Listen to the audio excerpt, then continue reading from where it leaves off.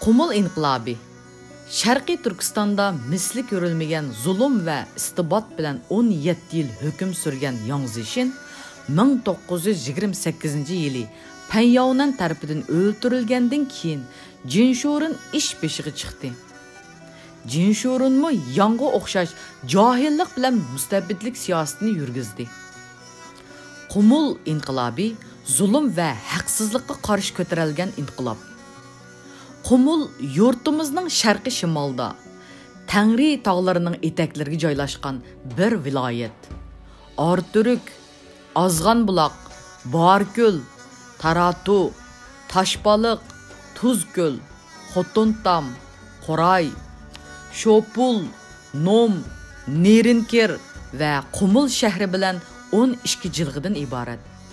Manju davrining boshlang'ichidan tortib Jinshurun zamonasigacha Vanglar vositasi bilan idora qilinib kelgan Qumul xalqi zulm va eg'ir olvonchilikqa va xo'rilishga qarshi milodiy 1911-yili Temur Xalpam rahbarligida isyon ko'tarib chiqqan. Tajovuzchilar bu isyonni hiyla-mikr ishiltib qonliq bostirgan. 1928-yili Vanglik amaldan qoldirildi va Qumul 3 noyaga bo'linib, chinliqlardan hokim tayinlab bevosita idora qilindi. Jinshurun shu yili Gansudagi yer tavrash ofatida uysiz qolgan nurg'un chinliqni Qumulga ko'chirib olib keldi. Ularni yerlik xalqdan tortib olgan uy joylarga yerlashtirdi. Qumul xalqiga ustilab, olvon qo'yib chinliqlarni boqdi. Chinliq hokimlarining xalqqa solgan zulmi haddidan oshdi. Hatto iffat nomusiga tajovuz qilishdan tortinmadi. Buningga o'xshash zulm va assimilyatsiya voqealari inqilob qo'zg'ashning sharoitini hozirladi. Hijriya 1350-yili, ya'ni milodiy 1931-yili 5-oyning 19-kuni Shopul jilg'isining bigi Sali Dorg'a yeniga 40-50 qurolliq odam to'plab bir kechada tuyuqsiz bosqin qilib Yomilga hujum qildi. Hokim va bir qancha chinliq askarini o'ldirib, ba'zilarini asir oldi. Ularning miltiq va o'q dorilarini o'lja oldi. Buni anglagan xalq taraf-tarafdan kelib Sali Dorg'aga qitildi. Natijada Sali Dorg'a xili ko'p kuch to'pladi. Bu isyon bir milliy inqilobga aylandi. Jinshurun bu inqilobni bostirish uchun Qumul tog'lariga askar yo'lladi. Qumul tog'larining tabiiy sharoiti inqilobchilar uchun tabiiy bir istehkom edi. Inqilobchilar ichidagi margan ovchilar uzoqdan nishonlab etib Jinshurunning askarlariga og'ir zarba berdi. Chin askarining to'lisi o'lib, qolganlari parokanda bo'lib Qumulga qochdi. Inqilobchilar bu g'olibiyatlari bilan jasoratlanib, Qumulning butun jilg'alarini va Qumul shahar atrofini qo'lga oldi. Jinshurun bu xabar Turkistonning boshqa joylariga yetib bormasdan burun bu inqilobni bostirish uchun zo'r qo'shin yo'lladi. Bu qo'shin ham Qumul inqilobchilariga ham Borko'l tarafdan inqilobchilarning ustiga birli vaqtda hujum boshladi. Bu hujum natijasida Sali Dorg'a bir qism odamlar bilan chekindi. Sali Dorg'aga keyinchi kelib qo'shilgan yana bir jilg'ining bigi Xo'janiyaz Hoji dushman ustunlik qozonsa, xalqning qirg'inchilikka uchraydiganligini sezdi va g'ayrat qilib darhol butun ovchilarni to'plab qaytarma hujum bilan dushmanni chekindirdi. Uningdan keyin dushmanga yoshirinib turib zarba berish, ushtumtut hujum qilishdak partizanlik taktiki bilan Chin askarlarga qattiq zarba berib qochirdi. Shuning bilan Xo'janiyaz Hoji Qumul tog'larining butun jilg'i eg'izlarini to'sab, margan ovchilarni yerlashtirib, mustahkam mudofaa bazasini qurib chiqdi. O'zi bu tog'liq rayonning sirtqa chiqmadi. İnqilob rahbarligi Xo'janiyaz Hojining qo'liga o'tib, inqilobni yaxshi bir shaklda idora qildi. Jinshurun kuchining yetishicha askar chiqarib, davomli tog'diki inqilobchilar bilan urushib turdi. Lekin har qitimda Çin askarlari og'ir mag'lubiyatga uchradi. Qumulning tuzlang joylari Jinshurunning qo'lida turib, bu yerlarda taxminan 20 ming askar bor edi. Qumulning eng munbat qismi bo'lgan tog'liq rayonning hammasi Xo'janiyaz hojiga tava bo'ldi. Bu vaziyat 10 oy davom qildi. Bu arada Suju va Dunhuangning hukmdori Ma Jungyun, ya'ni Gasling, qo'l ostidagi ba'zi tunganlar Xo'janiyaz hojining qishig'iga kelib xizmat qilg'ili boshlagan. Xo'janiyaz hoji bilan Ma Jungyunning o'zaro xat aloqa qilishib, do'stlik munosabatini o'rnatgan. Ma Jungyunning bu vaziyatdan foydalanib, Sharq Turkistondan bir miqdor o'lja va qurol-yarog' qo'lga keltirish niyati bilan 4 mingga yaqin askarni elib Qumulga keldi. Xo'janiyaz hoji bir qism askarlarini Ma Jungyunning yordamiga avatgan bo'lsa-mu, o'zi uningga qo'shilmay, istiqomlaridan chiqmay turdi. Xo'janiyaz hojining tutgan bu yo'li nihoyat foydali bir yo'l edi.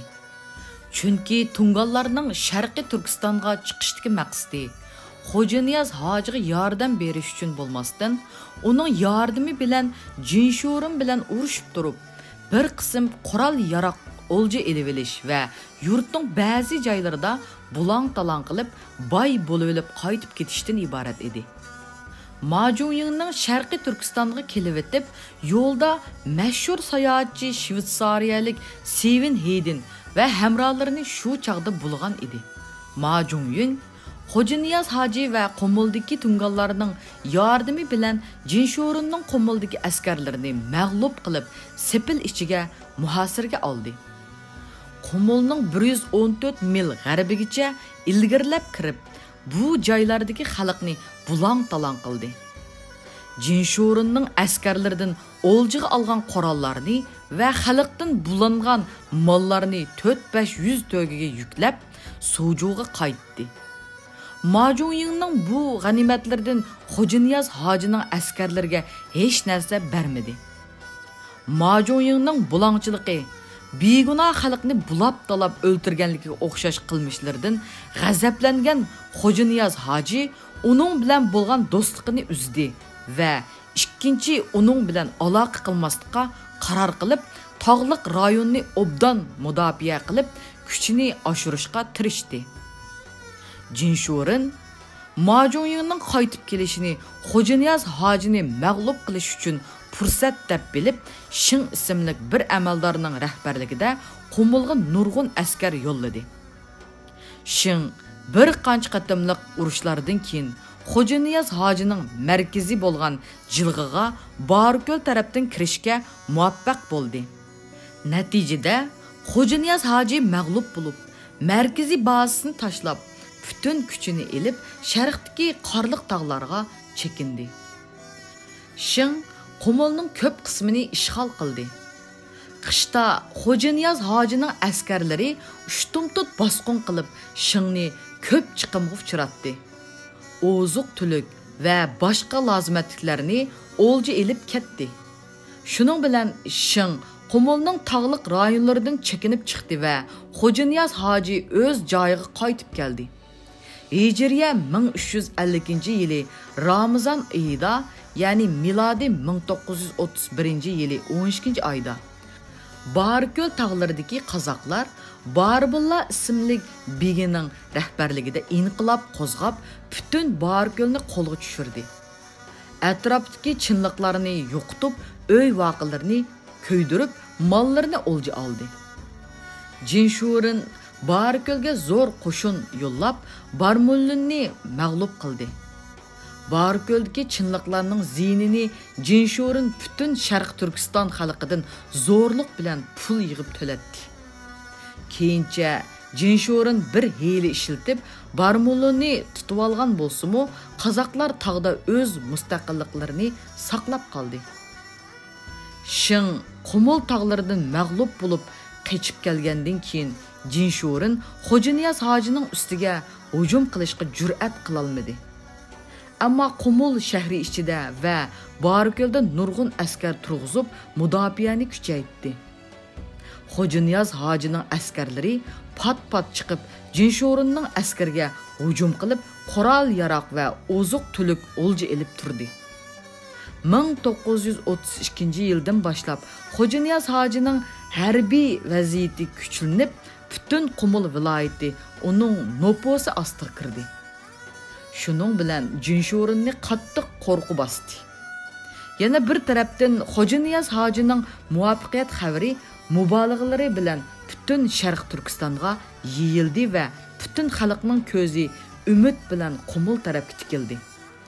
Jinshurun bu vaziyatga chora izlab, oxiri ruslar bilan bir maxfiy kelishim imzoladi.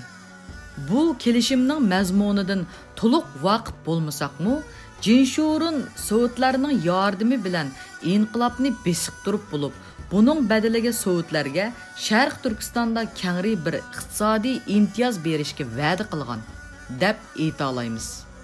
Chunki bu kelishimga asosan Sovetlar Jinshurunga kerakli qurol-yaroq va boshqa askariy lozimatdan boshqa aeroplanni bermoqchi, hatto lozim bo'lsa askar berishga va'da qilgan. Shuning bilan Sovetlar Jinshurunga 7 aeroplan uçquchilari bilan qurol-yaroq va o'q-dorilarni avatdi. Jinshurun bu aeroplanlarni Xo'janiyaz hojining ustiga avatgan bo'lsa-mu, tog'liq rayonlarda aeroplanning roli bo'lmadi. Bu vaziyat Xo'janiyaz hojining Turpanga yurish qilishigacha davom qildi. Emin Vahidi o'zining inqilob xotiri degan asarida mundaq deb yozadi. Shu arada Mo'ng'ulistondan Jongsing Dorg'a degan bir kishi bir qism otliq odamlari bilan kelib, hojim bilan ko'rishib, Sharq Turkistonda Mo'ng'ulistonga o'xshash Sovet himoyasida bir davlat qurib, hojimning rais jumhur bo'lishini taklif qilgan va o'zining bu ishga yordam qilganligini bildirgan edi. Hojim bular ishongidek biror harakatda bo'lmagan.